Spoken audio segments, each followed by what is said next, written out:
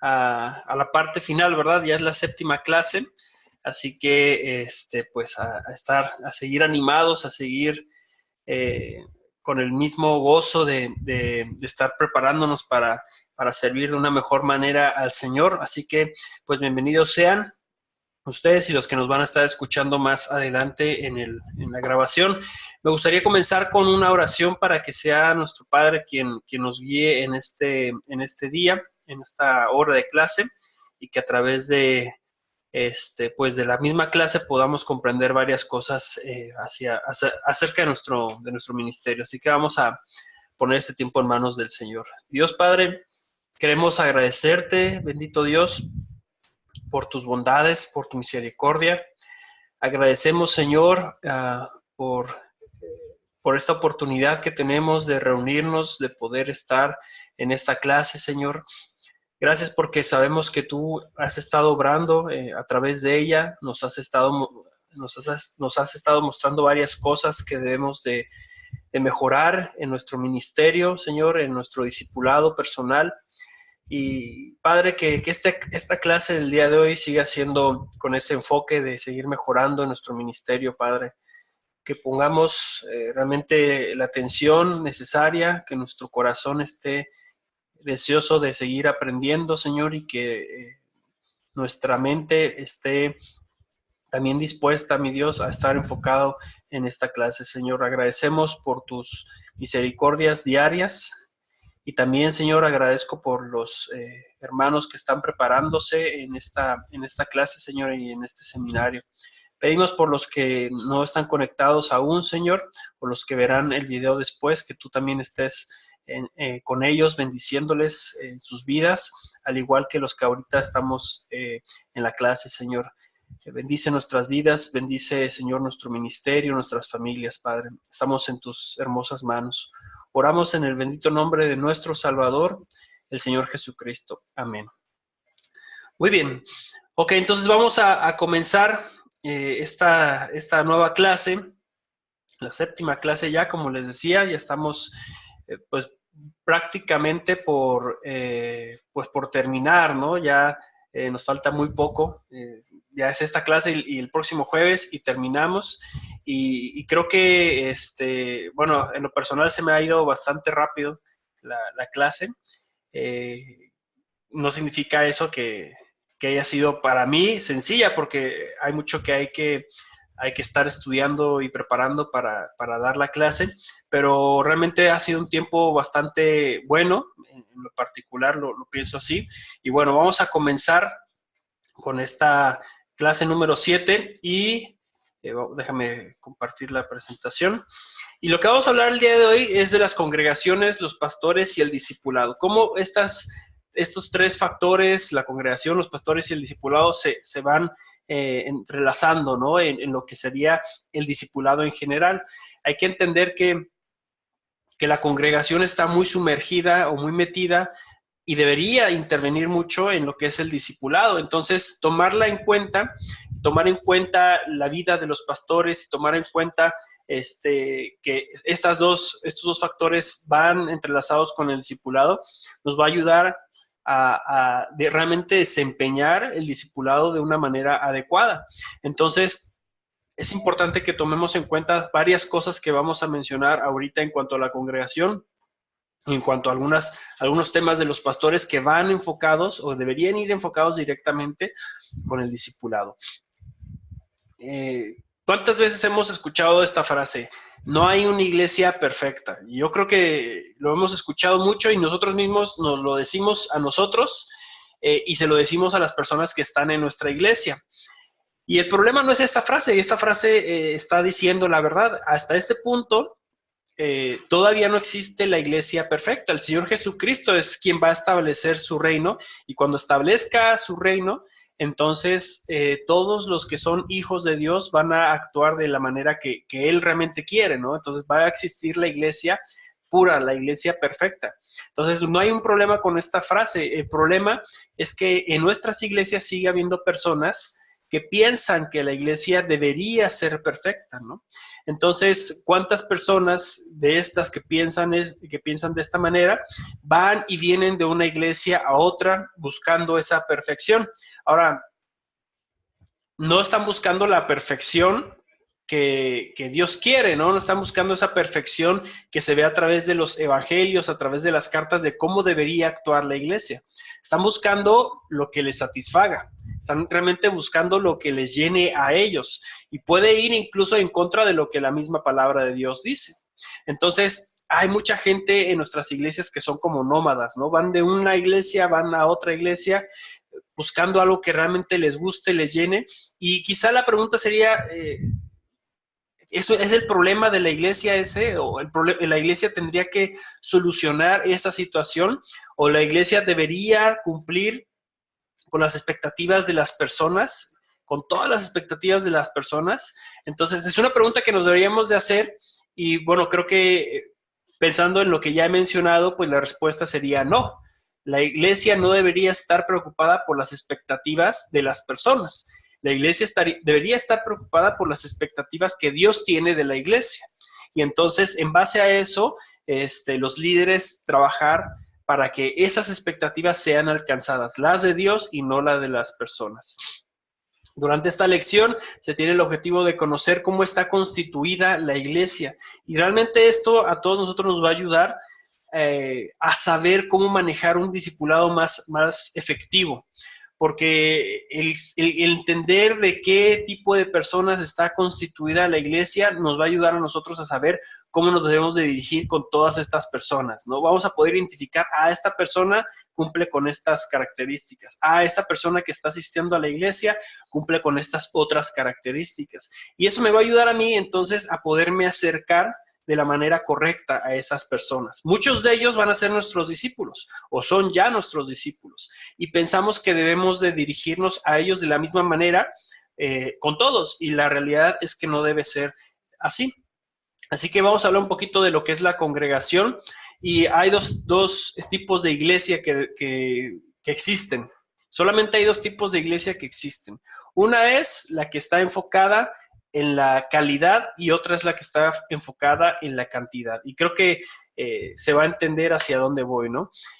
Por una parte, la cantidad, ¿no? La iglesia que busca la cantidad es aquella que está abierta y dispuesta a trabajar como una empresa y está dispuesta a que todo lo que ellos hacen sea como un servicio al cliente. Y en este caso, el cliente, pues, serían los asistentes a la iglesia. Busca la iglesia que tiene este enfoque de cantidad satisfacer todas las necesidades de los clientes y en muchas ocasiones harán todo lo necesario para que las personas se encuentren la iglesia perfecta. Y hay muchas iglesias que se encuentran en esto, ¿no? Y cuando uno entra a esas iglesias, de repente se encuentra con que parecen centros comerciales, ¿no? Hay una inversión increíble en esas iglesias que tú dices, ¿para qué es todo esto? Es para el reino de Dios y los líderes no tienen problema en decir, es que queremos que la gente se sienta a gusto dentro de nuestras instalaciones. Y entonces les ponen tiendas, les ponen lugares para convivir, cafés y todo ese tipo de cosas. Y uno pensaría, bueno, ¿es realmente lo que Dios quisiera de la iglesia? ¿O la iglesia está trabajando para que la gente se sienta a gusto y crezca la gente que empieza a asistir a la iglesia? Entonces, normalmente estas iglesias buscan eso, ¿no? Y trabajan de esta manera. Ven a la gente simplemente como un cliente y a ese cliente hay que satisfacerlo, ¿no? Y creo que esa ideología, esa filosofía está muy bien cuando estamos hablando de empresas que no tienen que ver con la iglesia. Así se debe manejar, ¿no? Una empresa normal va a trabajar al servicio de un cliente y normalmente tratará de satisfacer esas necesidades de su cliente. Pero ¿por qué debemos de aplicarlo literalmente a una iglesia? No debería ser de esta manera. Por otro lado, tenemos las iglesias que buscan la calidad. La calidad dentro de una iglesia se manifiesta cuando los asistentes entienden, aceptan y cumplen con el propósito y la responsabilidad que Dios les ha dado. Ahora, esto puede pasar a todos los niveles, no necesariamente debe ser una iglesia pequeña la que entienda todas estas cosas, sino también las mega iglesias se puede cumplir con este propósito, ¿no? Entonces, Los líderes que están buscando la calidad en su iglesia o en la iglesia que Dios les ha dado, deben de buscar que los asistentes, los hermanos, los miembros de la iglesia entiendan, acepten y cumplan con los propósitos y todas las responsabilidades que Dios les ha dado a ellos. Ese es el objetivo. Cuando una iglesia trabaja así, pues obviamente no está buscando la satisfacción del cliente, sino la satisfacción de Dios con respecto a su propia iglesia. Esto no significa que todas las iglesias que buscan la calidad necesariamente sean iglesias pequeñas. Es lo que les acabo de mencionar. ¿Por qué? Bueno, porque como aquí lo digo en la parte de abajo, es realmente Dios quien da el crecimiento en base a su soberanía. Y eso hay que estar bien claro siempre. No nos podemos meter en la tarea que desempeña Dios. O sea, nosotros somos instrumentos del Señor para llevar el Evangelio y enseñarles a las personas el propósito que Dios tiene para ellos. De ahí a que Dios haga algo en los corazones de estas personas, Dios les ayude en su madurez o Dios traiga más gente a la iglesia, eso es otra cosa muy diferente. Yo no puedo intervenir en las cosas que le corresponden a Dios. Yo debo de simplemente someterme a cumplir con la responsabilidad que Él me ha dado a mí. Y si Él decide entonces llevar más gente a la iglesia, pues alabado sea, ¿no? Pero si no, de igual manera, no podemos pensar que Dios está actuando bien o mal en nuestra iglesia porque tenemos poca gente. Es su obra, es lo que Él quiere, es lo que Él desea. Si nosotros cumplimos con nuestra parte, eso es lo importante de todo esto. Entonces, por lo tanto, si entendemos que en el proceso de discipulado la iglesia toma un rol bastante importante, debemos estar conscientes de cuál es el enfoque de mi iglesia. Si yo estoy pensando que mi iglesia, su enfoque es la cantidad, entonces, como yo vaya preparando a los discípulos o como los discípulos de esa iglesia vayan conociendo más y se vayan integrando a la iglesia, pues ellos van a buscar el mismo enfoque. Entonces, desde esa perspectiva, nosotros debemos de ver cuál es el enfoque que tiene mi iglesia. Y ahora nosotros a lo mejor no somos pastores de una iglesia, quizás somos líderes, somos asistentes y estamos en este proceso, ¿no? De prepararnos para llegar a ser quizá pastores o mejorar en nuestro liderazgo. Entonces, a lo mejor nuestra iglesia está buscando la cantidad. ¿Qué es lo que debemos hacer nosotros? Bueno, trabajar con nuestros discípulos en lo que sería la calidad.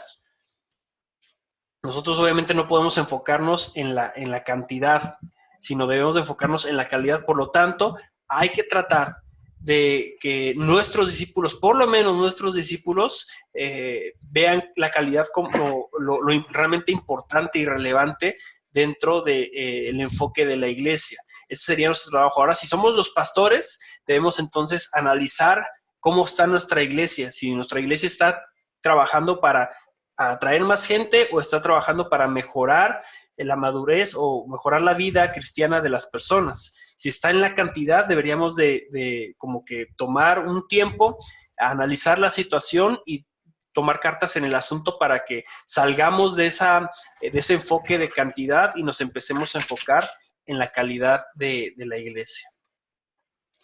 Niveles de madurez espiritual. Esto es algo muy importante que debemos de tomar en cuenta y verlo en nuestra iglesia. A veces solamente somos como que muy planos al ver la iglesia, ¿no? Vemos a todos y decimos, pues yo creo que este es así, yo creo que este es de esta manera. Pero el conocer más a las personas nos ayudará a entender los niveles de espiritualidad que existen. Hay que entender y es necesario saber cuál es el punto de partida.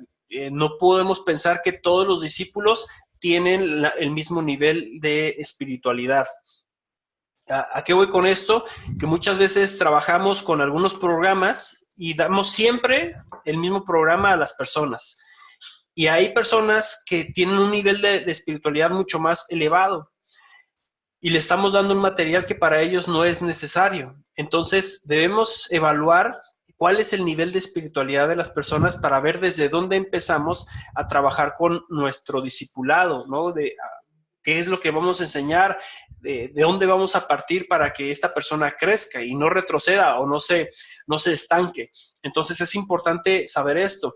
Y por otro lado, también no podemos darle a una persona algo muy avanzado si está iniciando, ¿no? Si su nivel de espiritualidad es bajo, a lo mejor ni siquiera es una persona que conoce a Dios y ya le estamos llenando sus oídos de teología. No necesita eso y no lo puede digerir de la mejor manera. Entonces, necesitamos conocer esos niveles de espiritualidad de cada una de las personas. Y en la congregación, aunque podríamos pensar que nuestra iglesia es madura en general, específicamente nos vamos a encontrar con personas que no lo son. Entonces, en base a eso, nosotros debemos de evaluar a cada una de las personas y sobre todo pensando en este asunto del discipulado. Hay diferentes etapas que tienen los creyentes. Por lo tanto, es importante conocer esas diferentes etapas y ver cómo nosotros podemos trabajar, ¿no? Eso sería como identificar cuál es el punto de partida. Al conocer las etapas, entonces yo veo cuál es su punto de partida y en base a eso trabajo. Si es que se puede trabajar con esas personas, porque se entiende que también hay personas dentro de la iglesia que es muy complicado trabajar con ellas y están de hecho en una de esas etapas que vamos a mencionar. Y la primera etapa que tengo aquí es el buscador. Una persona que está en búsqueda de significado y de respuestas a en un ambiente religioso. Normalmente estas personas son las que prácticamente acaban de llegar a la iglesia o son las personas que están como saltando de una iglesia a otra. ¿Por qué? Porque están en una búsqueda de significado, en búsqueda de respuestas personales, pero lo quieren hacer dentro de ese ambiente religioso, dentro de ese ambiente de iglesia. La forma de tratar con ellos es no exponiéndolos ante la iglesia y siendo bien auténticos con lo que nosotros creemos. Especialmente no diluir lo que es el evangelio. No podemos nosotros decirles, aquí aceptamos todo tipo de cosas, ¿no? Con tal de que la persona se sienta como que a gusto en la iglesia. Debemos demostrarle realmente cuáles son nuestros valores, nuestros principios, y obviamente el evangelio debe de manifestarse de la manera más correcta posible, ¿no? Yo me acuerdo que en una de las iglesias que estuve participando, había una hermana que ya tenía no tenía así muchos años en la iglesia, quizá unos 2 o 3, pero se había convertido en una persona importante en la iglesia, pues por lo que ella podía aportar, ¿no? Económicamente, tenía muy buen estado económico. Entonces, ella tenía ciertas ideas de lo que era el evangelio que no eran adecuadas. Y yo me fijaba que algunos de los líderes como que no querían meterse en conflicto con ella y sacarla de esa mentira, de esa situación de ese engaño en el que ella estaba viviendo. Entonces, ¿con qué propósito? No sé, a lo mejor era para mantenerla en la iglesia, ¿no? Querían que siguiera aportando lo que estaba dando. Puede ser, ¿no? O quizá otro era porque a lo mejor ellos simplemente no querían meterse en algún conflicto. Aparte era una hermana con un carácter fuerte. Entonces, todo este tipo de cosas impedían que ellos hablaran con claridad lo que era el evangelio. Y nosotros nos podemos encontrar en diversas situaciones en la iglesia en donde van a llegar estas personas y nosotros por querer retenerlas posiblemente no les compartamos o no les hablemos del evangelio tal cual es. Así que necesitamos, pues de alguna manera, tener valor para enseñarles a ellos el evangelio sin que sea un evangelio diluido, sacarlos de sus ideas erróneas y enseñarles lo adecuado. Entonces hay que trabajar de esta manera con estas personas. Otra etapa de los creyentes sería el principiante. El principiante es un nuevo discípulo que está ansioso y dispuesto e ignora en cuanto al funcionamiento de la iglesia. Este es otro grupo de personas que está llegando a la iglesia, ¿no? Creo que tanto los buscadores como los principiantes son los que tienen poco tiempo en nuestra iglesia. Y en especial con ellos es importante el trabajo que se haga, porque mucho de lo que tú hagas desde el principio con ellos es con lo que ellos se van a quedar en el futuro. Entonces, el movimiento más estratégico es colocar a los principiantes con discípulos sanos que puedan caminar con ellos a través del primer año. Pero el proceso obviamente no debe terminar ahí, esa relación de tutoría debe ser parte de ellos toda la vida. Entonces, con ellos hay que estar como bastante alertas de que lo primero que los vamos a estar enseñando, quizá ese primer año que ellos estén en la iglesia, va a ser crucial para todo su crecimiento los años restantes. Por lo tanto, es bueno ponerlos, si no los podemos atender nosotros, o si no los podemos tomar como nuestros discípulos, entonces dirigirlos a hermanos que ya tengan cierta madurez en la iglesia y que conozcan bien lo que es el evangelio y que conozcan bien lo que es el discipulado que estamos dando, para que ellos sean los que los formen. No podemos como ver a los principiantes y decir, bueno, después los atendemos. No, hay que atenderlos con prisa, ¿no? Hay que estar dispuestos a trabajar con ellos, porque estos pueden llegar a ser esos hermanos que en algunos años muestren bastante madurez y entonces apoyarnos ahora en ellos para discipular a otros. Son como que esos hermanos que no vienen con malicia, ¿no? No tienen no tanto colmillo, digamos, por así decirlo, en la iglesia, y que podemos moldearlos de una mejor manera. Así que hay que trabajar con ellos, hay que saber en qué etapa que están en esta etapa y cómo trabajar desde el principio con ellos. Otros son los luchadores, y pareciera que es un término bueno, ¿verdad? Pareciera como que, son los que le echan ganas a la vida cristiana, pero no, son aquellos que no quieren aceptar las pruebas que tiene el cristiano a lo largo de su vida. Estos hermanos, y yo creo que ustedes, a lo mejor mientras he estado hablando de las etapas de los creyentes, posiblemente les han venido a su mente algunos nombres de hermanos en sus iglesias, ¿verdad? Y estos hermanos en particular son realmente aquellos que no están dispuestos, primeramente, a sufrir por la obra, no están dispuestos a aceptar que el cristiano deba de llevar ciertas pruebas. ¿Y qué es lo que pasa con eso? Que cuando viene la prueba a sus vidas, se desilusionan y muchos de ellos se apartan de la iglesia. Y yo creo que los hemos visto, ¿no? Hermanos que de repente llegan muy animados, alaban al Señor, viene un conflicto en sus casas, en su familia, en su trabajo, y desaparecen de la iglesia. Y después de unos 6, 5 meses, regresan otra vez a la iglesia y otra vez bien animados y ahí quieren empezar a servir y a trabajar y vuelve a pasar otra situación y otra vez desaparecen por periodos de la iglesia, ¿no? Entonces, son esos hermanos que no aceptan que la vida cristiana es así y que uno debe de mantenerse firme, ¿no? En su relación con el Señor y en el servicio que da a la iglesia. Por lo general se desilusionan de Dios o de la vida cristiana en el momento en que llegan las dificultades. La mejor forma de tratar con ellos es mostrándoles que estar en comunidad es el mejor lugar para tratar con las más profundas necesidades. Estos hermanos, los que son, digamos, entran en esta etapa de luchadores, puede ser que ya tengan muchos años en la iglesia, ¿eh? O sea, yo estoy hablando de 10, 15, hasta 20 años en la iglesia y nunca han salido de esta etapa, se han mantenido aquí. Ahora, yo creo que todos en algún punto pasamos por esta etapa, pero esta etapa se debería vivir en los primeros meses, quizá el primero o segundo año de que te estás congregando, que ya eres creyente.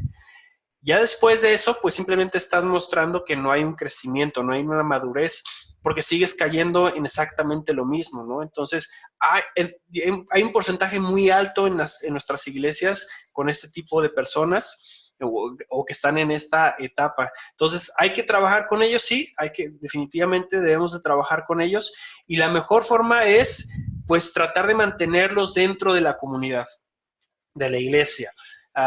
Invitarlos a las actividades, pasan por una dificultad, estar con ellos, orar por ellos, mostrarles la realidad de que realmente el cristiano pasa por muchas pruebas, pero debemos de mantenernos firmes y fieles al Señor. Entonces hay que estar pues un poco detrás de ellos y animándoles a que regresen al Señor y que regresen también a la comunidad, ¿no? A la iglesia.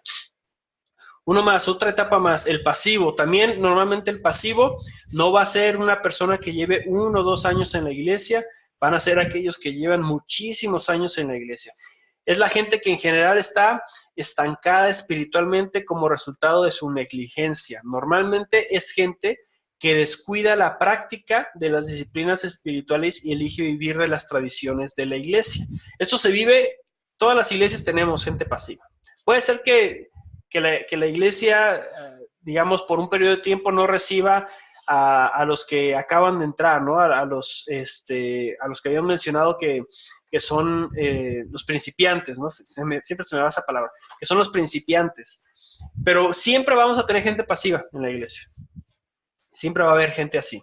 ¿Y cómo las podemos detectar? Bueno, para empezar, no están sirviendo en la iglesia. Ese es uno de los más claros ejemplos. Llevan muchos años, pero no sirven en la iglesia. Y están chocan mucho con el asunto de los cambios en la iglesia. Cuando se presenta un nuevo proyecto, cuando se presenta una nueva forma de trabajar de la iglesia, son los primeros que saltan. No están ahí para servir a la iglesia, pero sí están dispuestos a alzar la mano, alzar la voz cuando existen estos cambios en la iglesia. ¿Por qué? Porque ellos han basado su cristianismo más en las tradiciones que tiene la iglesia que en las propias disciplinas espirituales que uno debe llevar, que ya las vimos la semana pasada. Entonces, estos hermanos están ahí cargando con eso y ven que la iglesia de repente quiere hacer una transformación, ir hacia un nuevo horizonte, algo bueno, algo que va a ayudar al crecimiento de la misma iglesia, pero se oponen. Y a veces ni siquiera hay buenos argumentos, ¿no? El argumento más común es ¿por qué vamos a cambiar lo que hemos hecho durante 10, 20 años? Y ese es su argumento, ¿no? Y la Biblia, tú vas a la Biblia y les enseñas algunos pasajes y aún así no lo aceptan, no lo entienden, no quieren ese cambio. Bueno, estas personas son las que están en la etapa de la pasividad y no van a servir, o sea, ni siquiera van a apoyar esos proyectos nuevos, solamente están ahí para criticarlos. El mayor error que un pastor comete con estas personas es darle mucho peso a sus opiniones. Y sí, como ya son hermanos que tienen 10, 20 años en la iglesia, pues de alguna manera su opinión cuenta mucho. ¿Y qué es lo que pasa? Bueno, el pastor en muchas ocasiones cede. Ya teníamos este nuevo proyecto, ya teníamos esta nueva manera de trabajar, este nuevo enfoque, pero esta gente se opone, entonces el pastor, como dice, bueno, no puedo permitir que estos hermanos que llevan 10, 20 años aquí en la iglesia se me vayan, por lo tanto mejor detenemos todo. Entonces el pastor no puede permitir eso, los líderes no pueden permitir esto. Lo más indicado sería, pues, en amor, seguir hablando con ellos, trabajar con ellos, pero seguir nosotros en nuestro enfoque, ¿no? Seguir buscando mejorar la iglesia, aunque estos hermanos estén en contra. Al final sabemos que la obra es de Dios y pues en nosotros quedaría el orar por estos hermanos para que Dios trabaje en sus corazones y si es posible salgan de esta pasividad. Porque hay que verlos como hermanos que tienen como una tipo de enfermedad, ¿no? Y esa enfermedad es es el estancamiento espiritual. Así que no hay que ponerles tanta atención a lo que ellos están tratando de opinar en cuanto a los nuevos cambios de la iglesia, más bien hay que estar orando por ellos para que Dios transforme sus corazones.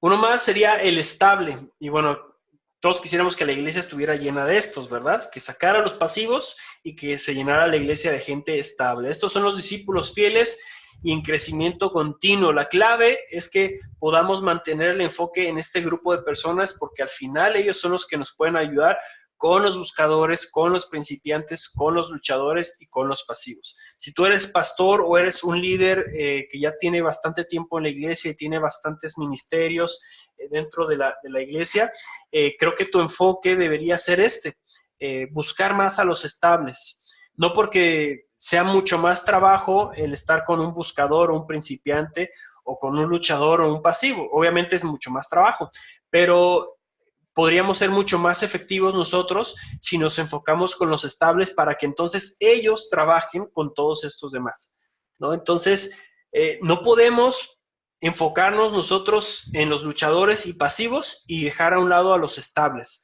Al contrario, los estables están por encima de, y creo que en muchas ocasiones lo hacemos al revés, porque como lo vemos estable, lo vemos bien, pues no necesita ayuda, ¿no? No necesita un discipulado, él entiende todo y pues que se quede ahí sentado, mientras yo me voy a enfocar en sacar adelante a los luchadores y a los pasivos. No puedo hacer eso porque estoy desperdiciando gente que Dios ha puesto en mi iglesia para trabajar con todos estos, ¿no? Que Dios ha puesto en mi iglesia para que también sean un soporte para mí. Entonces, es muy importante estar trabajando ya con ellos e involucrarlos en el ministerio lo más que se pueda para que entonces funcionemos de una mejor manera. Hermanos, ¿qué opinan en cuanto a las etapas de los creyentes? No sé si hay alguna duda, si hay algún comentario, me gustaría escucharles decir algo, hermanos.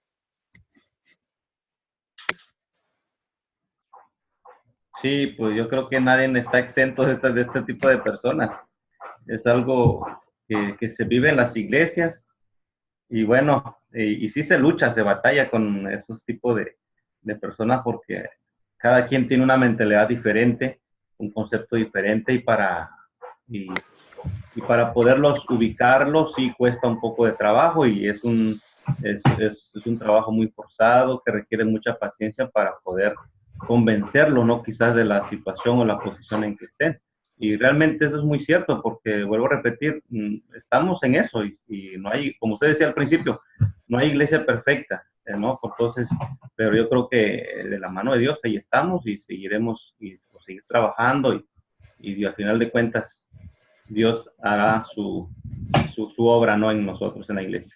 Así es, gracias hermano Israel. ¿Alguien más quiera comentar algo?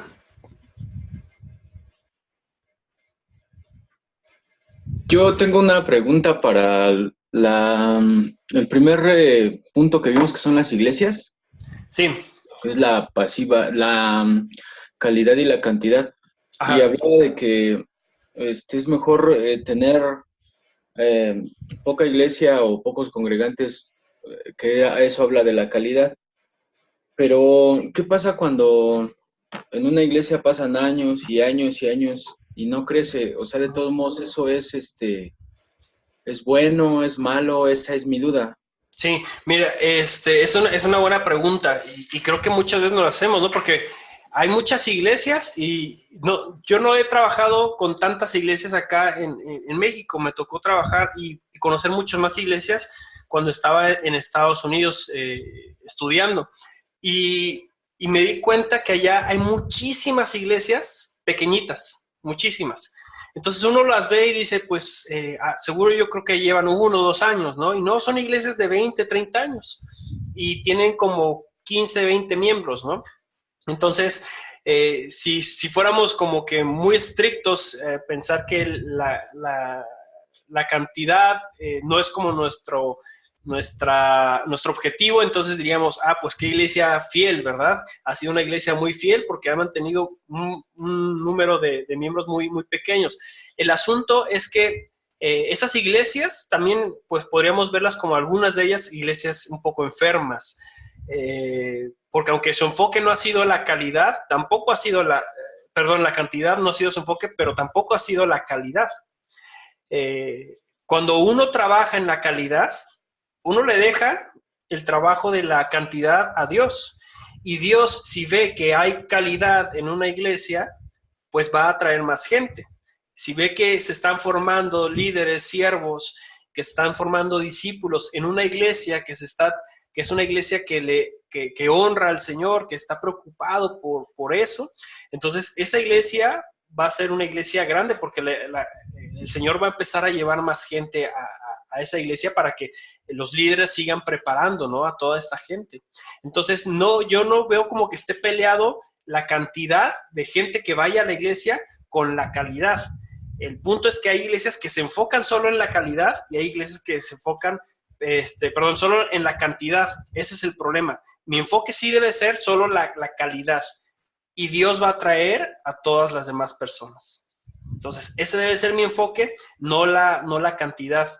Hay iglesias grandes que yo puedo ver, que las conozco porque asisto a algunas de ellas, y digo, estas iglesias no solamente son unas mega iglesias, sino que realmente manifiestan que hay una calidad, y uno lo ve desde la predicación, lo que enseñan, ¿no? Sus grupos, cómo trabaja, cómo sirve la iglesia para el crecimiento del creyente. pues obviamente Dios va a llevar a la gente a esas iglesias, porque lo que quiere es que crezcan las personas. Entonces, no sé si estoy aquí respondiendo un poco la pregunta, pero si nosotros nos enfocamos en la calidad, realmente el Señor es el que va a llevar a todas las demás personas, ¿no?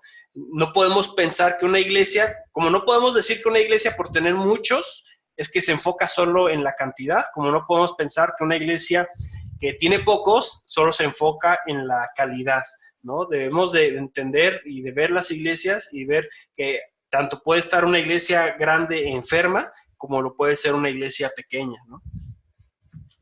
Entonces, sí, no sé si ahí quedó.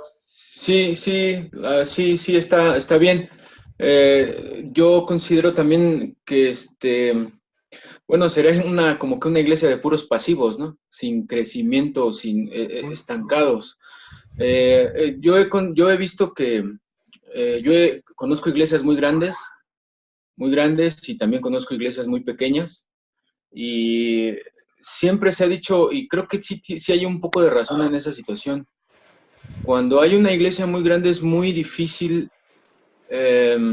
discipular a tanta gente, a menos de que haya una organización muy, muy, muy, muy buena. Conozco inclusive hermanos que van a iglesias muy grandes donde he recibido comentarios de que ni siquiera conocen al pastor personalmente, sino nada más de nombre y de vista a lo lejos.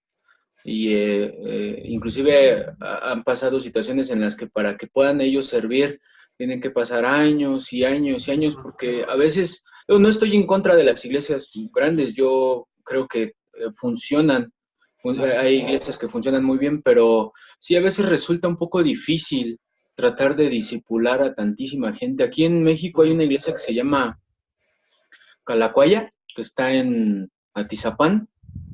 Es una iglesia de 5,000 miembros y parece que tiene no sé cuántos servicios los domingos.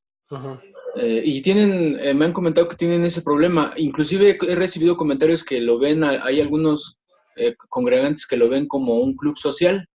Entonces, le digo, a veces sí resulta muy difícil enfocarse en el discipulado cuando es una iglesia muy grande. Ese es mi comentario.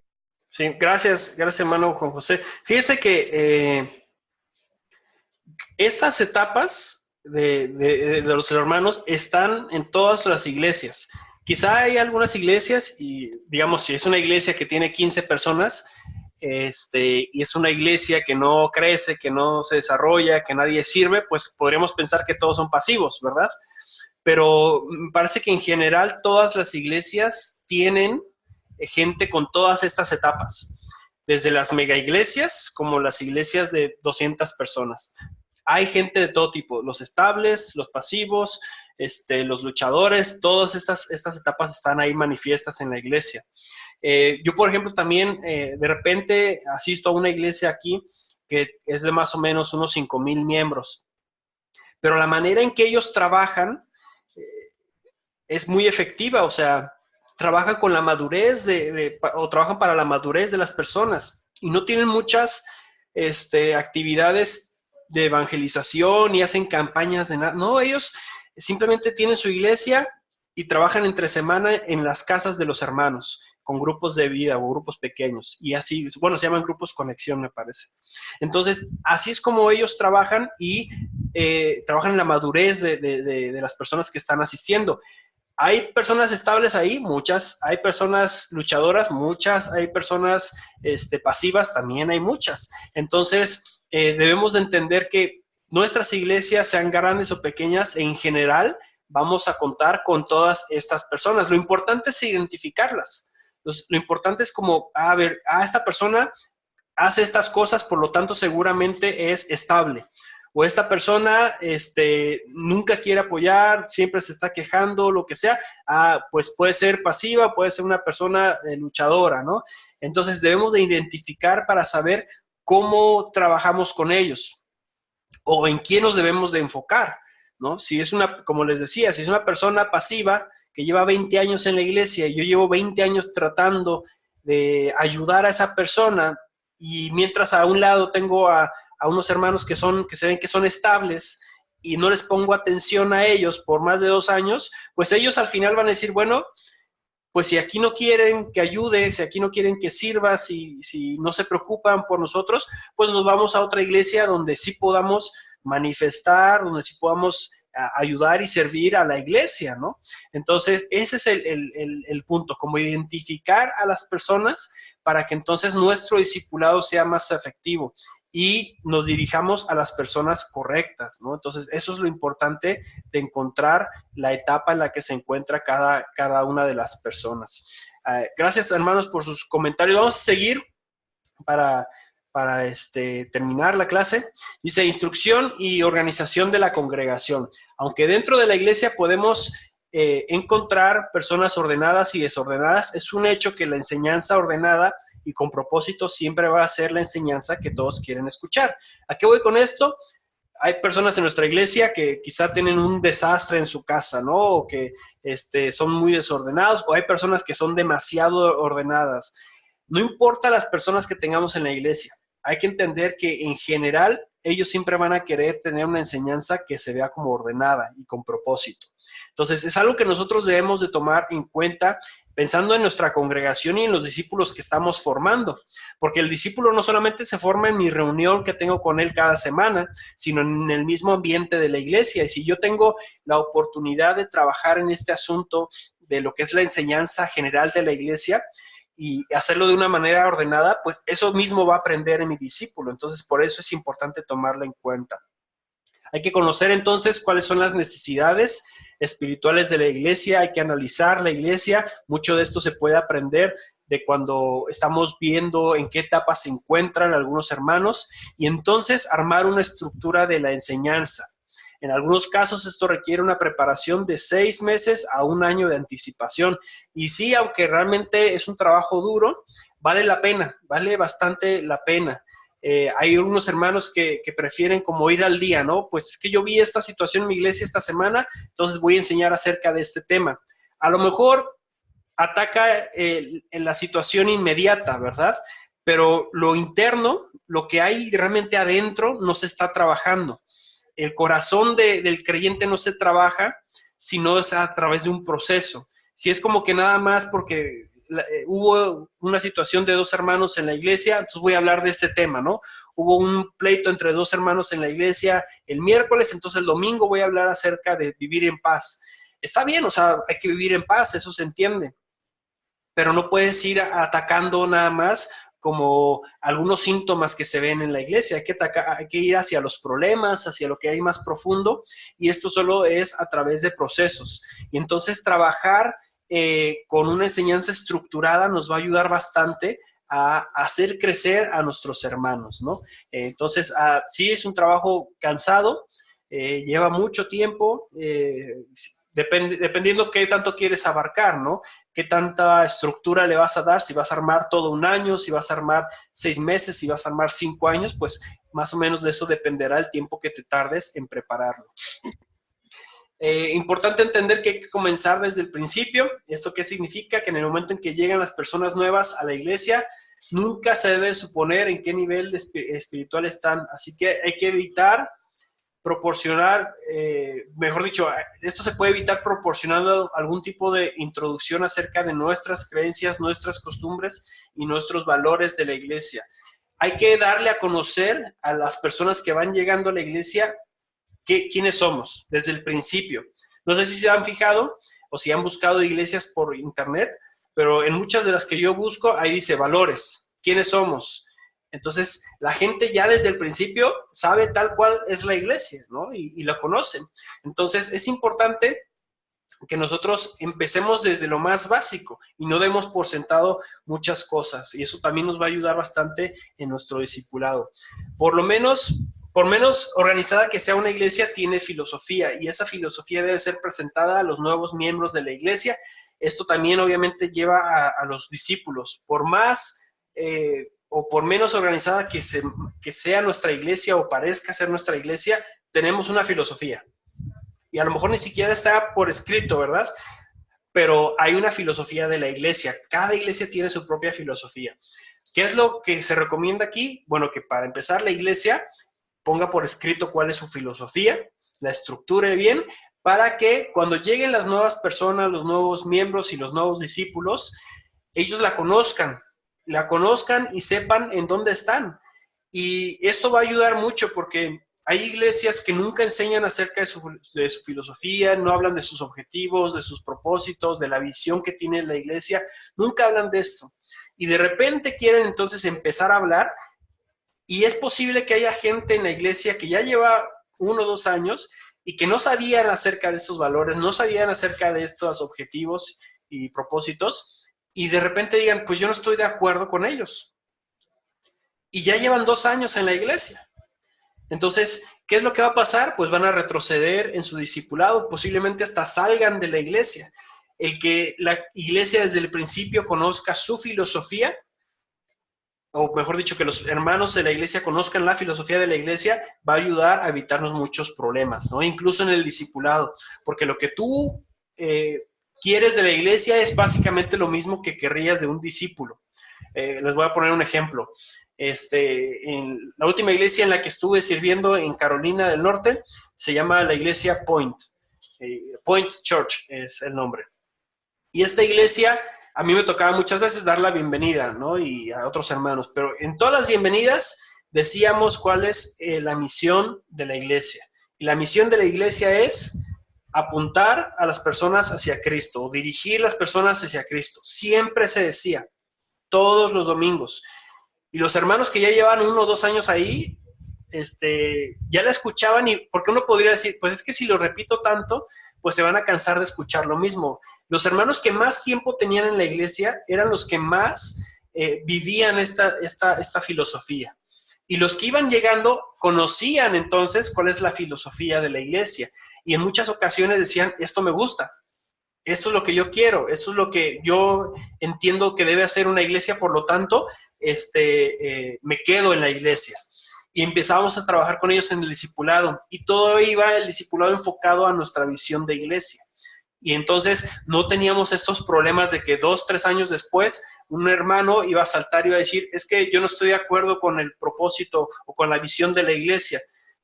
No puede ser, o sea, puedes saltar la primera, la segunda, la tercera semana, ¿no? Y decir, no estoy de acuerdo, perfecto, pues llevas aquí 1 mes, se entiende, y pues si quieres te buscamos otra iglesia en la que te afines más. Pero después de 2, 3 años es imposible que una persona lleve todo ese tiempo ahí y continúe sabiendo cuál es la visión y diga, pues estoy bien aquí, ¿no? Y aunque no estoy de acuerdo, pues aquí me voy a quedar en la iglesia. No, saldrían. Entonces, por eso es bien importante desde el principio establecer esto. ¿Cuál es la filosofía de mi iglesia? Y en base a eso también trabajar yo con mi discípulo. Entonces, eso sería como comenzar desde el principio. Hay que entender también que no es para todos. El líder o pastor debe estar consciente que no todos los congregantes van a tomar una decisión completa de seguir al Señor. Y esto ya lo habíamos visto, ¿verdad? No todos en la iglesia realmente son seguidores de Cristo. El que es seguidor de Cristo no se va a poder contener a las exigencias de Dios y va a desear seguir a Cristo, el verdadero Hijo de Dios. Los demás, pues simplemente no lo van a hacer. Entonces, en ese sentido, nosotros no debemos de desgastarnos tanto en eso, no debemos de estar preocupados tanto por esa gente que está en la iglesia, que se va, que es intermitente, que no crece, porque no han sido llamados por el Señor. Hay que tratarlos bien, hay que tratarlos en amor, pero nuestro objetivo siempre debe ser con aquellas personas que han decidido realmente seguir al Señor. Use un sistema de desarrollo. No importa el sistema que decida utilizar en su iglesia, siempre debe estar hecho con el objetivo de evaluar el desarrollo del discípulo. ¿Qué significa esto? Es un sistema que se puede decir, que se puede organizar para decir de dónde partió el discípulo y hasta dónde ha llegado, y evaluar su crecimiento. Hay iglesias que lo trabajan general y está bien, yo creo que debería ser así. Igual, el mismo ejemplo de la iglesia en la que estaba yo, allá en Carolina. Ellos tenían como 5 pasos para, digamos, lo que era la madurez, ¿no? Y dentro de esos 5 pasos, pues estaba el primero, el congregarse. Segundo era empezar un proceso de discipulado. Tercero era unirse a los grupos de vida o grupos pequeños. El cuarto era empezar a servir en la iglesia. Y el quinto era empezar él a discipular a otra persona. Entonces, esa era como la medición que nosotros poníamos para que supiéramos en dónde está, ¿no? En dónde va nuestro discípulo. ¿Está creciendo o no? O a lo mejor ya hasta ya retrocedió. Y eso nos ayuda a evaluarlos a ellos. Y ellos también pueden identificar, ok, esto es lo que he crecido en esta iglesia. Y normalmente cuando ellos saben ya el crecimiento que llevan, pues es de beneficio, ¿no? Y les motiva a seguir adelante y seguir trabajando, el que vean que se cumplen ciertos pasos y entonces siguen creciendo en su vida espiritual, pero también en su servicio en la iglesia. Entonces, es importante hacer un desarrollo o implementar un sistema de desarrollo en nuestra iglesia para las personas y los discípulos. Dirija cuidadosamente. Uno de los obstáculos que los pastores o líderes ponemos para no darle seguimiento a hermanos de la congregación es el respeto al espacio personal. Y yo creo que eso nos pasa a todos, ¿verdad? ¿Por qué no le han hablado a la persona que vino esta semana? No, pues es que no queremos como que enfadarle, ¿no? No queremos como que se sienta presionado por nosotros, que queremos tenerlo en la iglesia, ni mucho menos. Entonces, ¿qué hacemos? Pues simplemente los dejamos, mejor no les hablo. Ya si ellos quieren venir, pues que vengan, ¿no? Si quieren empezar un discipulado, pues que lo empiecen.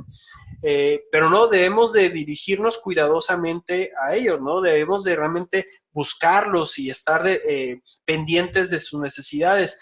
Y normalmente la persona que tiene una necesidad o que reconoce que tiene una necesidad y que quiere cambiar y que quiere crecer en su vida espiritual, no va a tener problema, o sea, no va a verlo como algo malo que uno lo esté buscando, ¿no? O uno esté pendiente de esa persona. Por el contrario, todos los que no tienen un deseo y son buscados, pues ellos sí van a sentirse como, oye, no me estés molestando, no te metas en mi vida, o siento que me estás presionando, mejor no. Bueno, esos son simplemente los que no tienen ese deseo de crecer. Y también eso se ve en la iglesia, ¿no? Y no tiene que ver con la personalidad de las personas. Porque a veces pensamos que, bueno, es que así es él y por eso nos rechaza, ¿no? Es su personalidad y por eso no quiere que lo presionemos, ¿no? Son personas que no quieren crecer en su vida espiritual. No importa tu carácter, si tú quieres crecer en tu vida espiritual, vas a buscar a estas personas que te ayuden. Y si esas personas te están buscando, pues te vas a sentir mucho más bendecido, ¿no? Vas a decir, wow, o sea, la gente se interesa en mí. Y vuelvo al mismo punto, ¿verdad? El ejemplo con mi iglesia. Cuando venían las personas por 3 semanas seguidas, nosotros tomamos la decisión de hablarles por teléfono.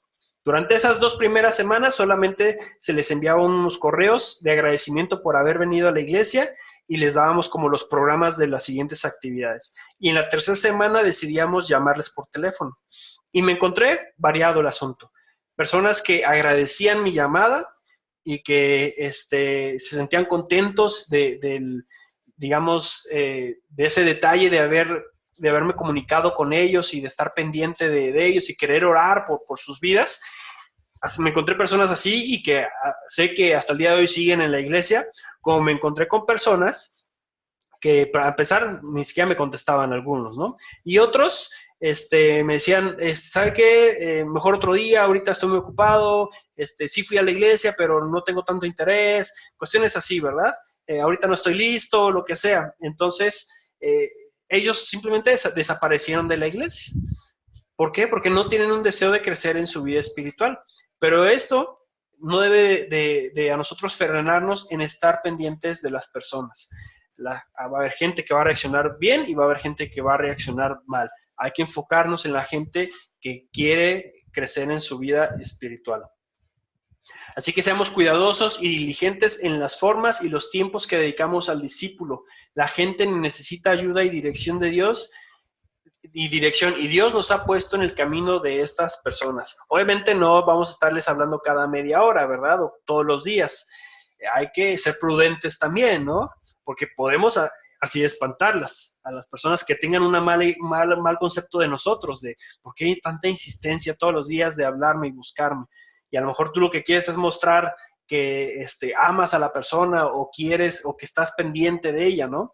Y a lo mejor no, tu intención no es mala, pero no estás haciéndolo de la manera adecuada. Por lo tanto, también hay que evaluar, ¿no? ¿Cómo lo hacemos? Hay que programar esto también. Hay que establecer en nuestro ministerio algo por el estilo. Consejos, rápidamente, consejos para los líderes de la iglesia. No todo lo que les decimos a nuestros discípulos cambia sus vidas. Hay mucho de lo que hacemos que provocan gran impacto en ellos. Entonces, tú puedes estar hablando con tus discípulos 2 horas cada semana, pero lo que ellos van a ver de ti es lo que más va a afectar sus vidas. Y esto está totalmente, es totalmente conocido por todos. Entonces, un buen consejo para nosotros sería renunciar a nuestros dioses falsos. A lo mejor tú dices, no, pues yo no adoro ni a Balaam ni a nadie, ¿verdad? Ni a Balak, ni a ninguno de esos tipos de dioses, ¿no? Pero fíjense lo que dice Bill Hull, renunciar a los dioses es como desintoxicarse. Su atracción es tan fuerte que puede requerir que pase por el proceso de una total separación de ellos. Este periodo de recuperación puede compararse a una experiencia de rehabilitación donde pueda practicar la nueva vida con un fuerte sistema de soporte. Hay que entender que es muy posible que varios de nosotros, o si no es que todos, tengamos algunos dioses falsos por ahí, ¿verdad? Vamos a ver un ejemplo así claro, y el ejemplo más evidente, sobre todo los pastores, es la asistencia. Es evidente que esta es una gran carga, y que es una carga muy grande que tienen los pastores. Si en una reunión tienen 50 asistentes y en la siguiente 60, todos estamos felices y contentos. Pero si el número baja a 40, nos desanimamos. Ahí es cuando uno puede identificar si este es un Dios para nosotros. Y sí, yo lo vi muchas veces cuando me tocó estar sirviendo y metido al 100 en una iglesia, que nos esforzábamos para que el domingo viniera cierta cantidad de gente y en vez de que viniera, ni siquiera venía la gente que ya había venido el domingo anterior, ¿verdad? Bajaba todavía el número y nos desanimábamos. Bueno, yo ahí me di cuenta que tenía un Dios falso, que era la asistencia. Entonces, si eso yo se lo estoy enseñando a mi discípulo, pues el discípulo va a crecer con esto, ¿no? Y ni siquiera lo va a ver como un Dios falso, va a decir, pues es que estamos aquí para llenar la iglesia, entonces, cada vez que no venga la gente, pues nos vamos a desanimar. Entonces, es un problema fuerte. La iglesia debería enfocarse en reunir a la gente para inspirar, animar, consolar y enseñar.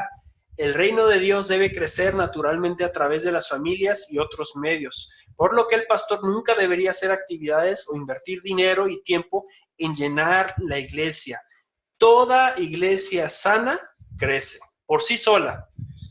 Es lo que les decía, ¿no? Esta iglesia grande que está aquí en Ciudad Juárez, como 5,000 hermanos que hay o miembros de la iglesia, no hacen actividades evangelísticas, ni una sola.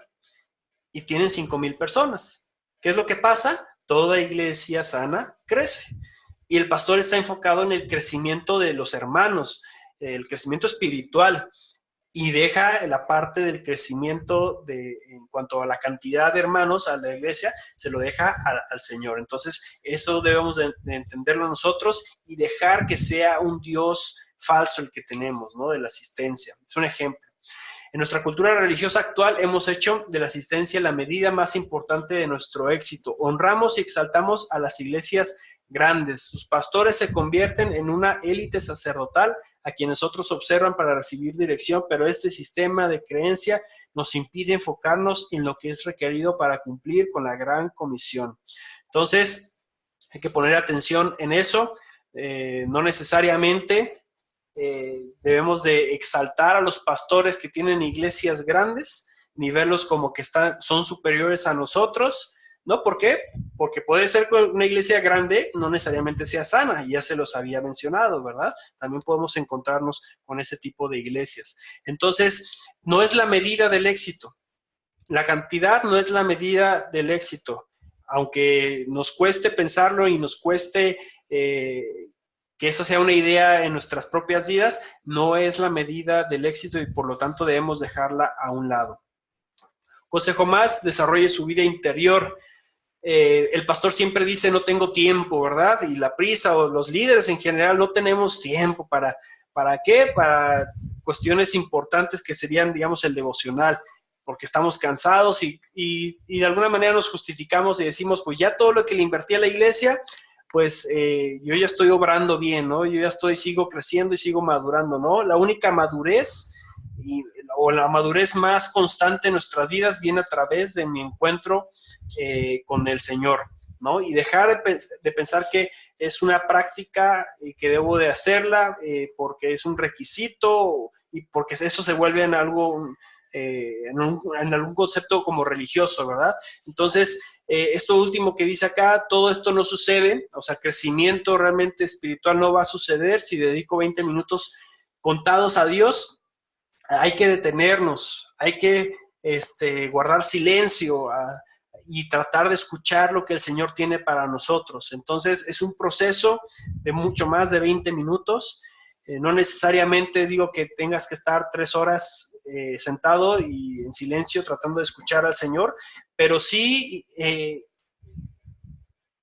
tener como tiempos seleccionados durante todo tu día para esto, ¿no? Para la meditación de la palabra, para la oración, para simplemente tener tiempos de quietud y escuchar al Señor cómo habla a través de su misma palabra o a través de la misma oración. Entonces, hay que seguir desarrollando nuestra vida interior, hay que entregarnos al principio del discipulado. Como líderes o pastores no podemos estar satisfechos con solo hablar acerca de lo que Jesús ordenó. Debemos comprometernos a vivir lo que enseñamos en comunidad con otros. Recordemos que un discípulo desarrolla su carácter en comunidad con otros, pero nosotros no solo debemos enseñarlo, sino debemos de practicarlo. Si vamos a tomar la decisión, porque aparte es nuestra responsabilidad el hacer discípulos, debemos entonces no solamente enseñar, sino también vivir. No solamente decir esto no lo debes hacer, sino si es algo que va en contra del bienestar del discípulo, pues nosotros tampoco lo podemos hacer, ¿no? Si le dices de la importancia de la oración, pues tú también tienes que dedicar tu tiempo a la oración. Entonces debemos de practicar el mismo discipulado que nosotros estamos enseñando. Y por último sería entréguese a los demás. Qué difícil es entregarles a otros lo que nos pertenece, ¿verdad? Darles a otras personas lo que nosotros tenemos. Posiblemente lo podríamos hacer a nuestra esposa, a nuestro esposo, a nuestra familia en general, pero a las demás personas qué difícil es. Por eso, en este punto no se está pidiendo que se entregue lo que nos pertenece, sino entregar lo que Cristo es en nosotros y enseñarles a seguirlo a Él, así como nosotros aprendimos a seguirlo. Entonces, ¿qué sería entregarse a los demás? Sería simplemente lo que tú has recibido de parte de Cristo, eso deberías entregarle a los demás. Exactamente. Entonces, ese sería un consejo más y ya con este terminaríamos en cuanto a lo que pues un líder de iglesia, un pastor necesitaría para que en su vida práctica manifieste que está en ese crecimiento espiritual y que sus discípulos aprendan, porque como les mencioné desde el principio, un discípulo no es solamente aquel al que pongo lo meto a un cuarto, lo siento en una silla y le enseño una lección. Eso no es un discípulo, o eso no es un discipulado. Un discipulado es todo el momento en el que estamos juntos, ve cómo él ve que mi vida funciona, ¿no? En base a los principios y estatutos del Señor. Entonces, eso sería todo, mis hermanos. No sé si hay alguien que quiera comentar algo acerca de esta lección, una pregunta, alguna duda o algo una opinión que tengan acerca de lo que vimos el día de hoy.